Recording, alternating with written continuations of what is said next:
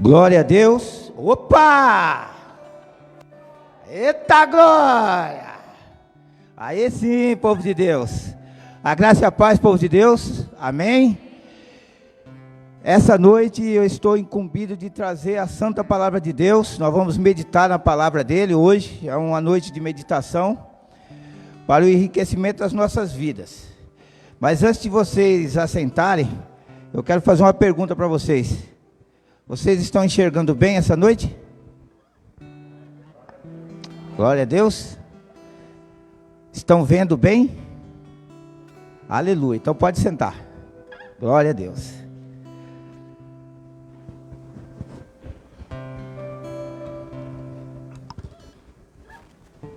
Deus seja louvado. Hoje, o tema da pregação de hoje, do nosso estudo, o que seus olhos estão conseguindo enxergar? Porque muitas vezes a gente olhamos, mas não enxergamos. E isso daí, eu vou tentar explicar isso através da palavra de Deus, através do desenvolvimento da sua palavra. Como é preciosa a visão para as nossas vidas, né? Quando eu era novo, eu não precisava disso, precisava de óculos, enxergava tudo. Hoje, essas letrinhas aqui já precisam de acompanhamento. A consequência da idade, muitas são problemas de saúde, que decorrente, né, de alguma má formação, mas, no meu caso, é a questão dos janeiros mesmo que vem causando esses danos. Mas, graças a Deus que eu ainda tenho as minhas vistas boas, consigo enxergar bem de longe, tenho um pouco de dificuldade de perto, mas o mais importante é que eu estou conseguindo ver aquilo que Deus está me mostrando. Porque muitas vezes eu não conseguia ver aquilo que Deus queria mostrar para a minha vida. Eu ficava olhando as coisas desse mundo, olhando as coisas que estavam ao meu redor, mas não olhava para as coisas de Deus. Ficava olhando sempre para as coisas do mundo. E por causa disso, a gente acaba entrando numa cegueira espiritual. Mas nessa noite, se tiver algum tipo de cegueira espiritual, vai cair por terra em nome de Jesus. Amém? Antes da gente entrar na palavra, eu quero ler um texto. A visão nos permite ver amigos queridos ou perigos indesejados. Através dela, percebemos a beleza, apreciamos as maravilhas da criação de Deus e as evidências da existência do Criador de todo o universo. Através dos nossos olhos, nós vemos a natureza. Podemos contemplar a beleza. Hoje mesmo eu pude contemplar um ipê ali nos padres, ali, a coisa mais linda que eu já vi já no dia de hoje. Aí eu pude contemplar o que Deus fez para o homem contemplar. A beleza da natureza. Mas segundo a ciência, a distância máxima a que uma pessoa consegue enxergar depende do tamanho do objeto a ser observado. Afinal de contas, enxergamos o Sol. E ele está a cerca de 150 milhões de quilômetros de distância. Mas mesmo assim a gente consegue observar o Sol. Alguns cientistas deduzem que a nossa capacidade visual pode ser de 2,76 quilômetros ou de 5 quilômetros, defendido por eles. Então, está gerando em torno de 2,7 a 5 quilômetros, uma visão de uma pessoa normal, uma visão plena. Para o cientista Masaka Taka Watanabe, do Instituto Max, da Alemanha, ele tem uma tese que diz assim: ver e enxergar são duas coisas bastante diferentes. Eu vou repetir. Ver e enxergar são duas coisas bastante diferentes. E como tal, envolve parte distinta do nosso cérebro. Isso quer dizer que a parte do nosso cérebro que é usada para ver é uma. E aquela que usamos para nos concentrar numa imagem é outra. Glória a Deus. Obrigado, meu irmão. é outra. Ou seja, nem sempre o que vemos é aquilo que estamos enxergando na realidade. Um exemplo disso aí muitas vezes vocês estão olhando para o quadro, para essa imagem, o símbolo da nossa igreja. Aí eu estou aqui. Você não está olhando para mim, você está olhando para o símbolo, está olhando para a bandeira. Então, muitas vezes, as pessoas se confundem. Então, a gente está olhando uma coisa e a pessoa pensa que a gente está olhando outras coisas. Então, há lugares que a gente enxerga pessoas, mas a gente não vê o perigo que está atrás da pessoa. Ou a gente está vendo o perigo e a gente não está vendo a pessoa. Ou vice-versa. Os olhos são órgãos importantes do nosso corpo, mas também pode apontar para aquilo que focalizamos ou que damos mais atenção. Então, a nossa visão, ele pode levar nós a dar uma atenção especial, como algo perigoso, algo de perigo, ou algo que nos leve a pecar. Então, os nossos olhos têm essa capacidade de nos levar a essa situação. Olhar o bem e desviar os olhos da maldade é um alerta bíblico. E é importante para que nós não ofuscamos a luz que habita dentro de nós. Então, é uma parte muito importante. Nós temos que ter essa consciência que nós temos uma luz dentro de nós. Nós que somos nascidos de novo. Nós que somos filhos de Deus. Que somos pessoas que servimos a um Deus vivo. E que habitam o Espírito Santo dentro de nós. Então, nós somos luz. Nós estamos aqui porque nós somos luzes. Uns brilham mais. Outros precisam brilhar mais. Estão um pouco apagados. Mas todos têm a luz, que é o Espírito Santo. Amém? Glória a Deus. A partir da visão, daquilo que escolhemos ver, podemos trazer clareza para dentro de nós ou atrair escuridão do pecado. Se você tiver a capacidade de você ver uma pessoa e sentir um sentimento de amor, um sentimento de gratidão, um sentimento de bondade, os olhos bons, é uma bênção. Mas tem pessoa que tem os olhos maus. Ele não consegue olhar uma pessoa, ele consegue focalizar só o que a pessoa tem de ruim. Ele não consegue ver Cristo nessa pessoa, ele consegue só ver só os defeitos. Ou, muitas vezes, o pecado da pessoa. Não consegue ver o coração. Porque essa pessoa, ela tem essa cegueira. Não consegue ver. Os olhos são como as luzes para o corpo. Por isso, Jesus nos alerta sobre a importância dos nossos olhos serem protegidos do mal. Porque tudo nasce na vista. O sentimento, muitas vezes você olha, quando a gente conheceu, igual no meu caso, conheci a minha esposa, olhei a primeira vez, me apaixonei, então nasceu nos olhos. A maioria das vezes as coisas nascem nos olhos, outras nascem nos outros sentidos, mas a maioria são nos olhos. Por isso que no livro de Mateus 6:22, eu vou ler para vocês, que ainda não é a palavra. Os olhos são a candeia do corpo. Se os seus olhos forem bons, todo o seu corpo será cheio de luz. Mas se os seus olhos forem maus, todo o seu corpo será cheio de trevas. Olhos maus. Olhos que não conseguem olhar a beleza que Deus fez. Só consegue ver as coisas ruins. Ele já amanhece o dia já olhando os problemas, olhando as coisas desse mundo, as dificuldades, mas não consegue olhar e contemplar o nascer do sol, contemplar o sol, as estrelas, as nuvens, contemplar tudo aquilo que Deus fez. Então essas pessoas não conseguem ver. Então eles são pessoas que têm trevas no olhar. E isso tem que ser quebrado. A primeira coisa que nós temos que fazer ao amanhecer é agradecer a Deus. Obrigado, meu Deus, por mais esse dia de vida. Obrigado por o sol estar brilhando, pela chuva que cai, pelo frio que esfria os ânimos dos cuiabanos, como eu, ou pelo calor que nos aquece. Mas nós temos que agradecer a Deus. E tem muitas pessoas que têm essa dificuldade. Já levanta na correria e não consegue agradecer a Deus. E nós não falamos de pessoas do mundo.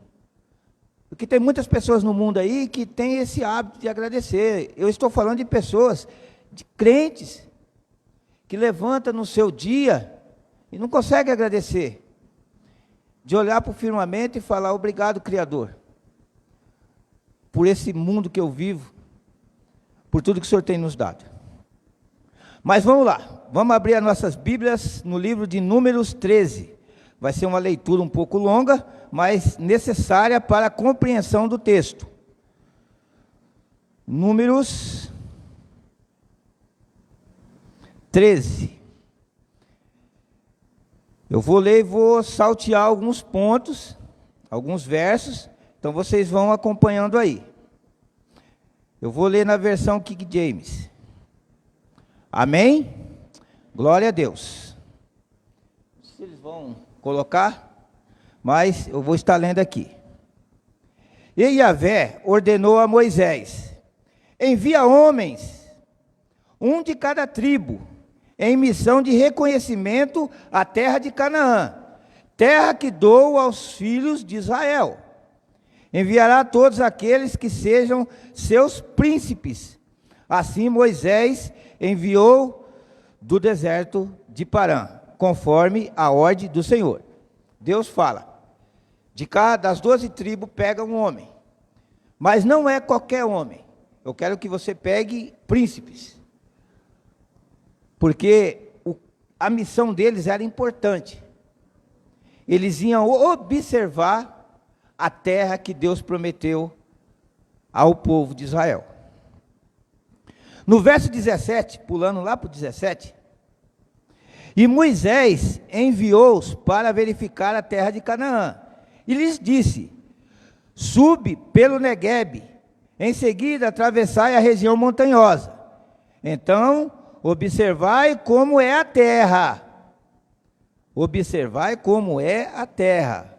Como é o povo que habita, forte ou fraco, escasso ou numeroso, se a terra em que vive esse povo é boa ou ruim, se a cidade em que moram não são cercadas por muros ou fortificações, se o solo é fértil, se é pobre, se existe lá floresta ou não. Sede corajosos, trazei algum fruto da terra. Era a época do início da colheita das primeiras uvas. Então Moisés está falando para eles: olha, eu quero que você vá lá e olhe bem. Preste atenção no que está acontecendo. Eu quero a informação correta de como que é as coisas lá. Por isso que eu estou escolhendo pessoas capacitadas para observar e trazer detalhes. E além do mais, ainda trazer a amostra daquilo que produz na terra. E aí nós vamos seguir lá para o 25. Verso 25. Ao cabo de 40 dias, 40 dias, meus irmãos. Ele não deu prazo de um dia, dois, uma semana. 40 dias. Retornaram da exploração da terra. Vieram Moisés e Arão e toda a comunidade de Israel em Cádiz, no deserto de Parã, onde prestavam relatórios, e eles e a toda a congregação ali reunida, e lhe apresentaram os frutos trazidos da terra, e deram o seguinte depoimento a Moisés: fomos à terra a qual nos enviaste. Na verdade, é terra onde também emana leite e mel. Eis os seus produtos.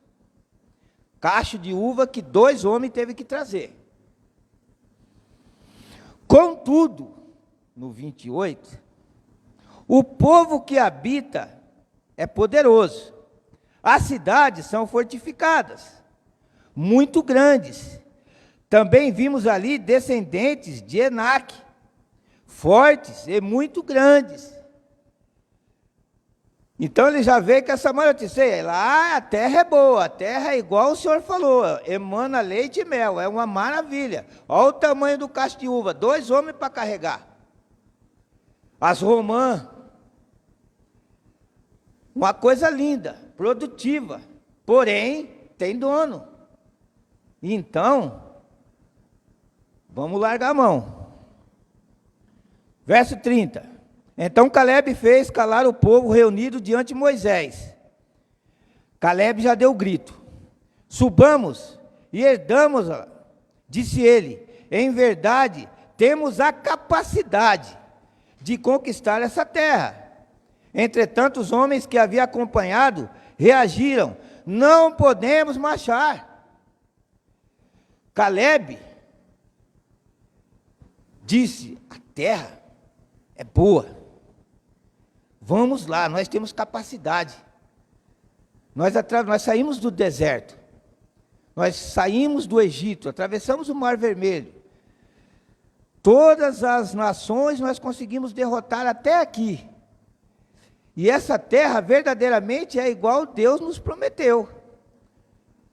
Então nós temos condições de dominar. Mas aqueles outros espias, os 10, não viram isso. Eles viram as dificuldades. E já falaram, esquece. Não tem jeito. E além do mais, esses 10 ainda falaram assim, no 33. Lá também vimos gigantes, os descendentes de Enaque, diante de quem parecíamos a nós, a eles, gafanhotos.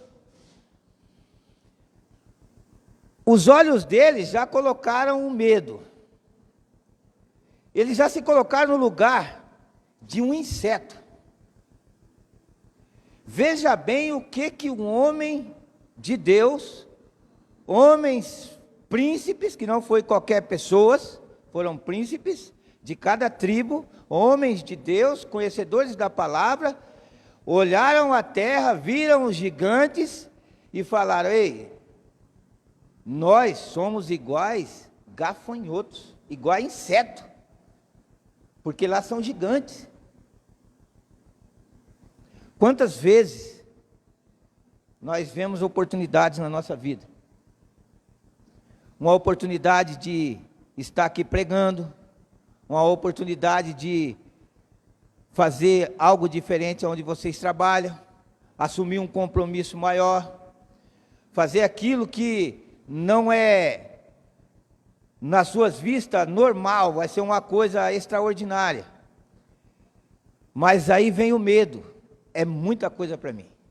Eu não estou preparado, eu não consigo, as velhas palavras, né? Eu não vou trazer a palavra porque eu não sou preparado ainda. Deus é quem prepara. Deus é quem te dá a oportunidade de você crescer. Ele quer ver até onde vai a sua coragem. Até onde você quer chegar.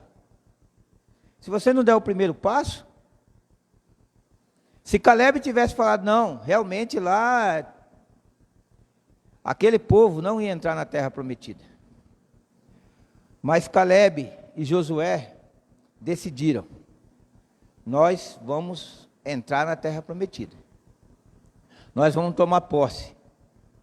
Isso que Deus está falando para vocês. Toma posse. Toma posse. É uma promoção, não está vindo? Toma posse. Mas como que eu vou tomar posse? Você é filho do dono de todas as coisas. Peça. Peça. Qual é o filho que pede para o pai? Algo para comer e o pai vai dar alguma coisa de ruim. Talvez não seja o momento certo, talvez as suas estruturas ainda não estão alicerçadas. Mas você tem que pedir. Senhor, me capacita. Eu não sou capaz. Mas o Senhor é quem capacita. É o Senhor quem abre as portas. Nós temos que ter isso dentro do nosso coração. E pedir com sabedoria. Glória a Deus. Pulando lá para o Números 14, verso 1. E toda a congregação elevou a voz e puseram-se a gritar, e o povo chorou muito naquela noite. Todos os israelitas reclamaram contra Moisés e Arão, e exclamaram: antes tivéssemos morrido na terra do Egito, antes tivesse morrido, do que ter que passar por isso. Padecer com a espada, para entregar como presa ao inimigo as nossas mulheres, nossas crianças, não nos seria melhor voltar para o Egito? Na frente de um combate, na frente de um desafio, os covardes, a primeira coisa que quer fazer é voltar para trás. Não, esse negócio de crente, de estar na igreja, de estar servindo ao Senhor é bom, mas eu posso fazer isso em casa. Posso fazer isso daí, aonde eu estiver. Deus está em todo lugar, eu não preciso estar na igreja. Não preciso estar participando de célula, não preciso estar participando de culto, de reunião, estar participando de oração da madrugada, eu não preciso disso aí não. Deus conhece o meu coração. E aí a pessoa começa a recuar. Começa a recuar. E aí começa a sentir saudade do Egito e das suas guloseimas, cebola, alho. Porque o maná já não é bom. Aquilo que vem de Deus já não é bom. O que é bom é a escola gelada. O que é bom para ele é a prostituição. O que é bom é a vida secular, é dançar, é curtir a vida, né? É o pancadão. O maná já não é mais saboroso. Mas graças a Deus, nós achamos um maná saboroso ainda, amém? Porque esse maná vem do Senhor, não vem do homem, vem de Deus. 4. E murmurava um contra os outros. Escolhamos um líder e voltamos para o Egito. Já pegaram Moisés e Arão e já socaram para o escanteio. Vamos achar outro para conduzir. Essa igreja já não é boa. Essa igreja já está falando já de muito dinheiro. Essa igreja já está... Os pregadores já não são bons mais. Eu acho que é melhor a gente sair dessa igreja e procurar outra igreja. Procurar outro pastor. Nosso pastor, infelizmente, ele é uma pessoa boa, mas o conhecimento, o jeito que ele prega, já não está me satisfazendo. Vamos achar outro pastor. Vamos procurar outra igreja. E assim o povo queria fazer. Vamos substituir Moisés. Vamos substituir Arão. Então, diante de toda a assembleia da congregação dos filhos de Israel, Moisés e Arão prostrou-se a sua face em terra, dentre aqueles que espiaram a terra. Josué, filho de Num, e Calebe, filho de Jefoné, rasgaram imediatamente as suas vestes e exclamaram perante toda a comunidade dos israelitas ali reunida: a terra que em missão fomos averiguar é muito boa, um lugar excelente. Se Deus Yahvé nos é propício, Ele nos fará entrar nessa terra pessoalmente e a dará a nós, e de fato uma terra da qual emana leite e mel. Se posicionou. Aqui é o meu lugar. É aqui que eu vou frutificar. É aqui que eu vou colher frutos. E não vai ser frutos pequenos. Porque daqui vai sair, igual essa criança, um pregador da palavra, igual aquela menina, uma missionária. É daqui que vai sair. É dessa juventude. é desses homens, é dessas mulheres que estão aqui, corajosos, igual Caleb, igual Josué, que não desistiram daquilo que Deus prometeu.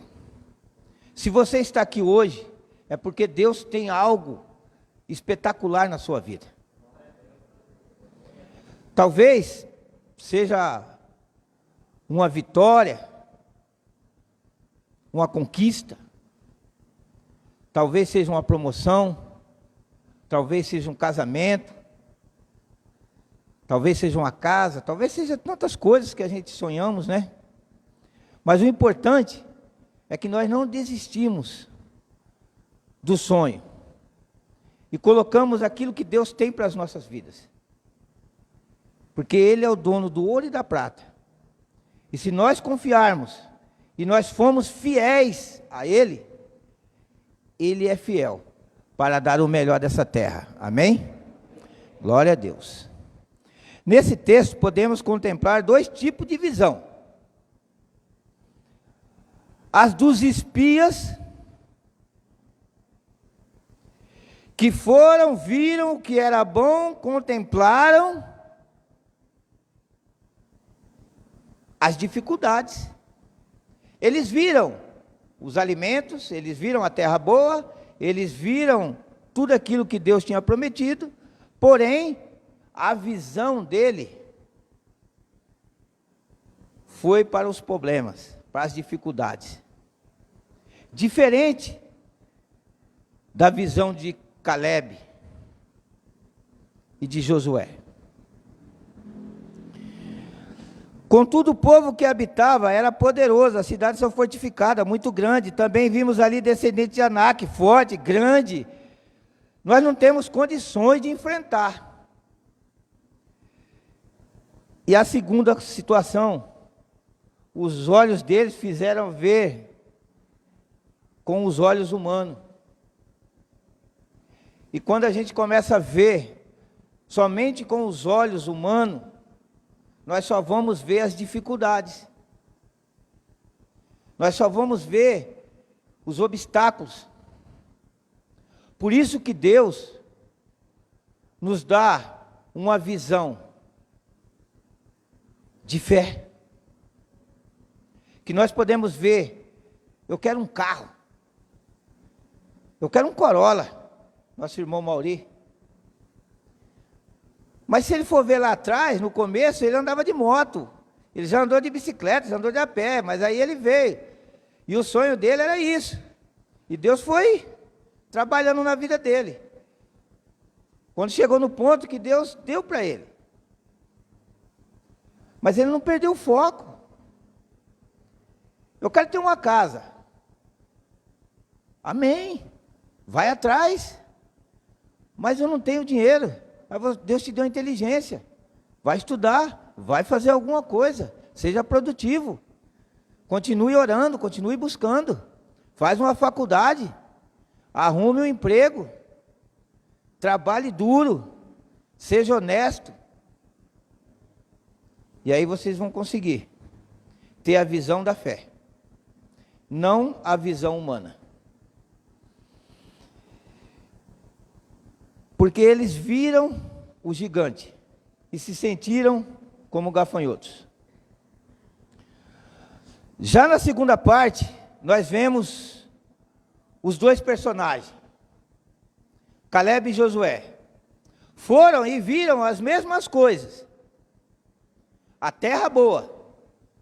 Porém, eles enxergaram a oportunidade. Tem pessoas que só conseguem ver os problemas. E tem pessoa que consegue ver a oportunidade no problema. Eu sempre falei, sempre eu e meu amigo Atair, meu irmão de fé agora, enquanto as pessoas viam lá no trabalho lá as dificuldades, não vou fazer, aquilo é muito difícil, é muito complexo, eu não vou mexer com isso aí, outro que faz, a gente ia para cima, porque é oportunidade. Quando ninguém quer fazer e você está disposto a fazer, é a oportunidade. Meu pai sempre me dava um conselho, desde pequeno. Ele falava para mim assim: meu filho, se você for ser lixeiro, você tem que ser o melhor lixeiro. Você tem que ser tão bom que o seu patrão vai ver você como o melhor lixeiro e você vai passar a ser chefe dos lixeiros. E eu falava: meu pai, que isso? Mas era a forma que ele tinha de ensinar. Se você é o porteiro, o recepcionista da igreja, você tem que ser o melhor. Se você é participante de uma célula, você tem que ser o melhor. Porque hoje você é um participante, amanhã você é o líder de célula, amanhã você é o líder de ministério, amanhã você é o pregador da palavra de Deus, amanhã você pode ser o presidente dessa nação. Vai depender de você, da sua coragem, da sua disposição, de buscar, de confiar em Deus, de ser fiel. E Deus, Ele sempre abençoa e sempre prospera aquele que é fiel. Os olhos de Caleb e de Josué fizeram ver o tamanho do nosso Deus, enquanto aqueles homens viram o tamanho do gigante. Josué e Caleb viram o tamanho do nosso Deus. Que terra maravilhosa, que coisa linda. Eu nunca tinha visto na minha vida um cacho de uva que precisasse de 2 homens para carregar. Romã gigante. Tudo naquela terra é bom. Como o nosso Deus falou, emana leite e mel. Os olhos dele puderam contemplar isso. A lição entre visão e a mente é tão forte que aquilo que vemos pode despertar ou intensificar ambições e desejos do nosso coração. Aquilo que nós vemos. Um exemplo disso daí, um exemplo muito claro disso, foi Sansão, um homem escolhido desde o ventre da sua mãe. Sansão foi levantado como juiz da nação do povo de Deus. E o que ele fez? Ele só conseguiu olhar com os olhos humanos. Deus deu a força para ele, mas ele não conseguiu ter uma boa visão. Ele matou um leão. E qual foi a visão dele? Foi depois que, quando o leão tivesse podre, a carniça, ele fosse lá ver. E quando ele chegou lá, ele viu o mel dentro da carniça. Mas os olhos dele não deixaram ver a carniça, ele só viu o mel. Já pensou, meus irmãos? Muitas pessoas olham as pessoas se divertindo nos bares, nas rodas de pagode. Estão vendo ali só o mel, mas não consegue ver a hora que chega em casa,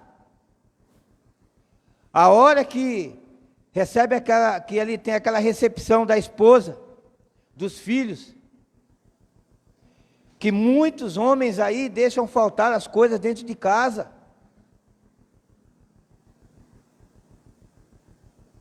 Para beber, para se prostituir. Infelizmente, é igual ao nosso amigo Sansão. Ele não conseguia ver a carniça. Ele só viu mel. E aquilo tomou conta dos seus olhos.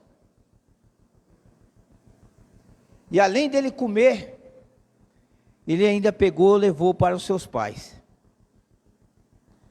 Além de fazer o que é errado, ainda leva para a sua família. Além de fazer errado, ainda compra a cerveja e leva para sua casa. Meu filho tem 17 anos, ele já tem que beber. Ei, mulher, vamos beber também, nós temos que se divertir, para que o negócio de igreja, vamos beber. Além de comer a carniça, ainda quer que aqueles que estão perto, que são de maior valor para a vida dele, tem que comer. Misericórdia. Mas nós vemos exemplos bons. Quando Eliseu estava cercado pelo rei da Síria, e ele estava dentro da sua casa, e o seu menino, o seu moço, saiu para ver o que estava acontecendo, aquele barulho, e ele pôde contemplar todo o exército da Síria em volta da casa de Eliseu. Ele só conseguia ver o exército do mal. Mas o homem de Deus, com a autoridade de Deus, orou para o Senhor. Abre os olhos dessa criança, que ele possa ver aquilo que os olhos da fé conseguem contemplar.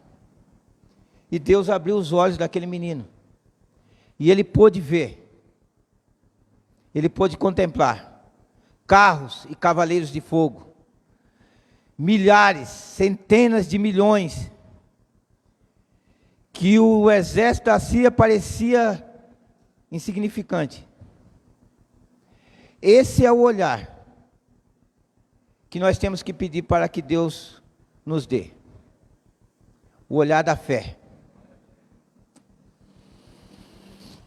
E para nós encerrarmos, eu vou ler um texto para vocês, que está lá em Mateus 14, 25. Eu vou ler. Na quarta vigília da noite, foi Jesus ter com eles, andando por sobre o mar. Quando os discípulos ouviram, andando sobre as águas, quando os discípulos ouviram sobre as águas, ficaram aterrorizados e exclamaram: é um fantasma! E gritaram de medo. Mas imediatamente Jesus lhe disse: tende bom ânimo, sou eu, não temais. Ao que Pedro exclamou: Senhor, se és tu, manda-me ir até o teu encontro, por sobre as águas. Então Jesus lhe respondeu: vem. E Pedro, deixando o barco, andou por sobre as águas, aleluia, e foi na direção de Jesus.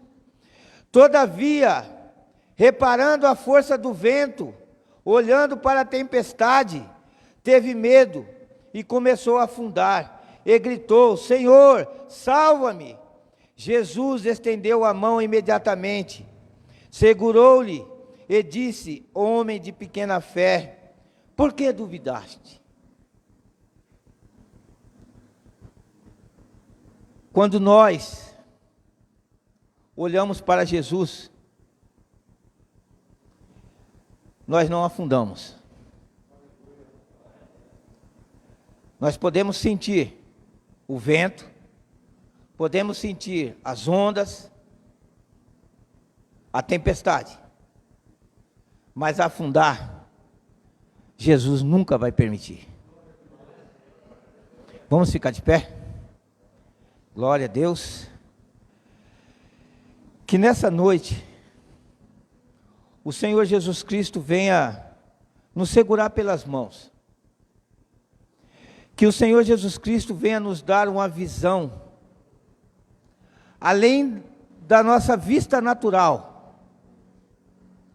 Que Ele venha nos abrir os olhos, para que nós possamos ver aquilo que Ele tem para as nossas vidas. Porque o que Ele tem para a minha vida e para a sua vida, meus irmãos, são coisas boas. São bênçãos. É o nosso Pai, o nosso Criador. Ele nos fez imagem e semelhança. Ele não fez a gente como simplesmente um animal qualquer. Não, vamos fazer aí uma imagem qualquer, igual a gente fez os animais. Não. Os homens não. O homem e a mulher tem que ser feito à nossa imagem. Porque eles têm que ver um aos outros e não olhar para simplesmente um ser humano, mas ver o que nós fizemos de melhor. Porque quando nós olhamos o irmão, nós temos que ver o poder de Deus, nós temos que ver a maravilha de Deus, nós temos que ver a obra-prima que Deus fez. Nós somos perfeitos, meus irmãos. Nós somos filhos de Deus, imagem e semelhança. Valorize o que você é. Não volte para trás. Não seja exposto à sarjeta. Não seja exposto à vergonha. Não seja exposto às coisas desse mundo. Vocês têm dono e vocês são semelhança do Criador. Que Deus abençoe a vida de vocês. Que Deus continue derramando bênçãos sobre a vida de vocês, sobre as suas famílias, sobre as suas casas, sobre os seus trabalhos. Aonde vocês colocar a planta dos seus pés, seja um lugar abençoado. Muitas vezes, nós temos que trabalhar em lugares que talvez foram consagrados aos demônios. Muitas vezes temos que ir em lugares que aquele povo não é um povo de Deus. Mas talvez pela necessidade, por causa do trabalho, ou por causa de alguma obrigação, nós temos que pisar naquele lugar. Mas a partir do momento que você pisar nesse lugar, tenha certeza de uma coisa: você é filho de Deus, e vocês são luzes, e aonde há luz, a treva tem que abrir. Glória a Deus. Vamos orar então. Vamos orar para encerrar. Antes de orar, eu quero só justificar. O nosso pastor não veio hoje porque ele tomou a vacina, como quem não viu na postagem. E nós sabemos que essa vacina, ela dá uma reação, né? E em algumas pessoas a reação é mais leve. Eu tomei a da Pfizer, tive uma reação, não foi forte. Mas já a minha esposa tomou e ela teve uma reação forte. Ela ficou uns 2 dias.